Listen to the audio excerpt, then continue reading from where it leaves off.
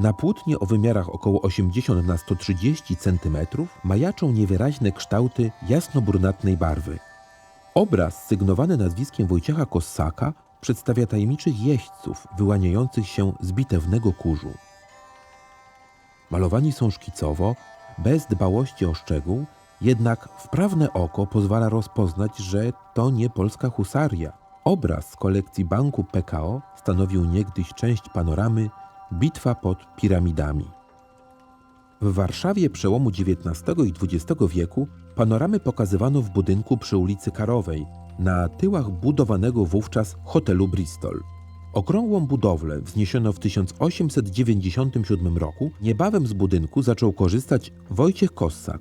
W 1899 roku artysta postanowił zaprezentować tam panoramę bitwy pod Somosierrą. Wraz z Michałem Gorstkin-Wywiórskim udali się do Hiszpanii, by studiować pejzaż wokół miejsca szarży polskich szwoleżerów. Jednak generał-gubernator warszawski nie wyraził zgody na prezentację tak patriotycznego tematu. Wobec groźby utraty zainwestowanych funduszy Wojciech Kossak zaproponował wydarzenie z dziejów powszechnych – bitwę pod Piramidami. We wrześniu roku 1900 Kossak z Wywiórskim znowu wyprawili się na ekspedycję studyjną, tym razem do Egiptu. Pod koniec XVIII wieku młody jeszcze generał Bonaparte postanowił podbić Egipt, by otworzyć flocie francuskiej drogę do Indii. Po wylądowaniu w Egipcie i opanowaniu Aleksandrii armia francuska zaczęła posuwać się w głąb lądu. Wojska osmańskie zagrodziły drogę Francuzom przed Kairem, niedaleko od starożytnych piramid. Lepsze uzbrojenie i większe doświadczenie Francuzów przyniosło im zwycięstwo. Niestety panorama nie cieszyła się zainteresowaniem widzów. Kossak zdecydował się pociąć monumentalne malowidło, a jego fragmenty znajdują się w różnych zbiorach. Odkrywanie historii tych wyciętych fragmentów przypomina rozwiązywanie detektywistycznych zagadek. Jesteśmy w Muzeum Zofii Kossak-Szatkowskiej w Górkach Wielkich.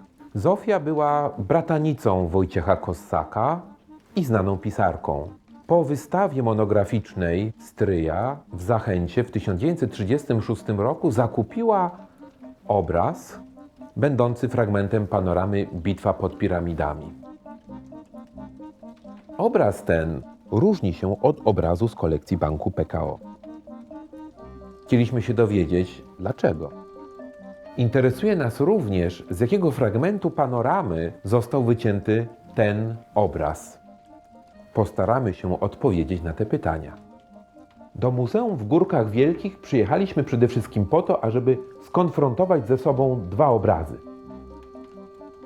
Już jadąc tutaj, podejrzewaliśmy, że pochodzą one mniej więcej z tego samego miejsca oryginalnej panoramy. Wojciech Kossak tylko w jednym miejscu namalował szarżę Mameluków, która odbywa się od lewej ku prawej.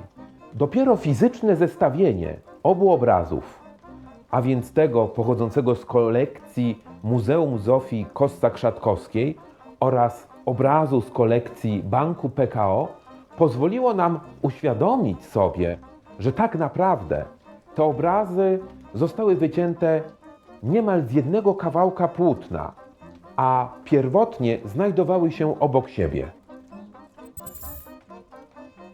Wojciech Kossak przeciął oryginalne płótno mniej więcej w tym miejscu. Widać nawet pewne fragmenty, które odpowiadają sobie na jednym i na drugim dziele. A żeby lepiej zobaczyć owe podobieństwa, odwołajmy się do profesjonalnej wiedzy konserwatora i zobaczmy te obrazy w innym świetle. Światło ultrafioletowe jest jednym z pierwszych podstawowych wręcz badań dla konserwatora dzieł sztuki, które może nam pokazać prawdziwe ID, biografię obiektu. W tym przypadku możemy zauważyć te ciemne, fioletowe plamy, które świadczą o wcześniejszych zabiegach konserwatorskich. Co jest interesujące i to, co wyróżnia ten fragment bitwy pod piramidami od fragmentu należącego do Banku PKO, to fakt, że artysta zdecydował się przemalować obraz. A czy możesz pokazać takie miejsca, które ewidentnie zostały domalowane przez Wojciecha Kossaka w późniejszym okresie? Tak jak tutaj zauważysz, ewidentnie ten fragment został domalowany. Ma zupełnie inną barwę. Tak jakby w tym obrazie wcześniej było zupełnie co innego. Po tej analizie obrazów w świetle ultrafioletowym powróćmy już do naturalnego światła. Czy w świetle widzialnym też są widoczne przemalowania, o których wspominałaś? Tak, i tych punktów jest bardzo dużo, ale one są tylko i wyłącznie widziane w zestawieniu z drugim obrazem. Obraz banku PKO jest obrazem tak zwanym dziewiczym, czyli nietknięty ręką konserwatorską. Oprócz minimalnych ingerencji, które były widoczne w świetle UV, natomiast niewidoczne są tam ingerencje późniejsze artysty. W przypadku obrazów z muzeum tych przemalowań jest bardzo dużo. I widzimy to nawet pod kątem kolorystycznym.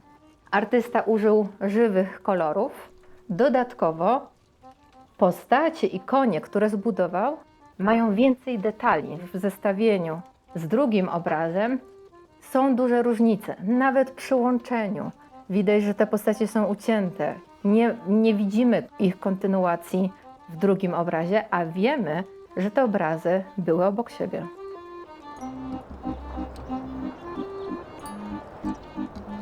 Aby zrozumieć fenomen XIX-wiecznych panoram, przyjechaliśmy do Wrocławia zobaczyć panoramę racławicką. Na rozmowę zgodził się profesor Piotr Oszczanowski, dyrektor tutejszego Muzeum Narodowego. Panie profesorze, co było przyczyną tak dużej popularności panoram? Proszę zwrócić uwagę, to co Pan wykonał, to przejście i przemieszczenie się i stanięcie tutaj, to oznacza, że wszedł Pan w swoiste epicentrum wrażeń wszelakich. Iluzja, magia, to uczucie, że nagle z gościa, obcego człowieka stajemy się chcąc, nie chcąc współuczestnikiem pewnych niezwykłych wydarzeń. Widzimy to, ten heroizm, tą walkę, te pojedynki, te sceny. Jest to coś, co poprzez też stosowną aranżację, sam układ, a wreszcie ten tak zwany sztafaż, to scenograficzne, czyni wiarygodność w najwyższym możliwym sposobie. Rzeczywiście mamy wrażenie totalnego zanurzenia się w tej bitwie. O to tu chodziło. Rzeczywiście, proszę pamiętać, to jest jeszcze ten czas, kiedy nie triumfuje kino, ta najwspanialsza iluzja, jaką człowiek stworzył. Zatem to była próba rzeczywiście wyjścia poza, powiedziałbym, drugi wymiar. Wejście w ten trzeci, jakby uczestniczenie, partycypowanie. Emocjonalna pewna relacja się buduje, bo przeżywamy to, my to widzimy, to się wszystko rozgrywa na naszych oczach. Sama idea, która oczywiście polega na tym, że nie pokazuje się konkretnego momentu. Tu ma miejsce pewna swoista narracja, która prezentuje poszczególne etapy tych wydarzeń, sprawia, że jest to również niezwykła lekcja. To jest też ten wymiar edukacyjny, który twórcy, zwłaszcza Kossak, Styka, musieli uwzględnić. Rozproszone po świecie fragmenty panoramy Kossaka skrywają jeszcze wiele tajemnic. Nim zostaną odnalezione wszystkie części bitwy pod piramidami, zapraszamy do internetowej galerii sztuki Banku PKO, by zobaczyć obraz Wojciecha Kossaka.